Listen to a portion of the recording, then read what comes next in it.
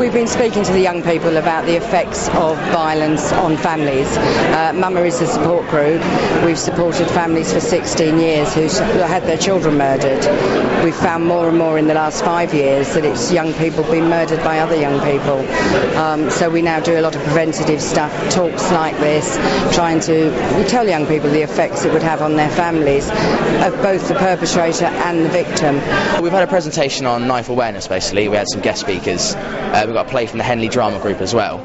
It's quite powerful stuff. I mean, normally we read about this stuff in the paper, and like Danielle said, it was just sort of brushed to the side. But when you see it firsthand, it's a bit, well, sort of a reality check in a way. It's quite scary stuff.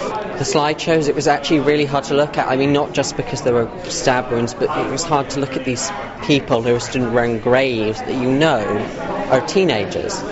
And it's just really hits you very hard when you see people's grandmothers and parents crying at gravesites. When we talk to young people, they think carrying a knife will make them safe. What we try to show them, it's actually just the opposite. It can be turned against you and you can be the victim, or in a moment of madness you can use it and you become a murderer.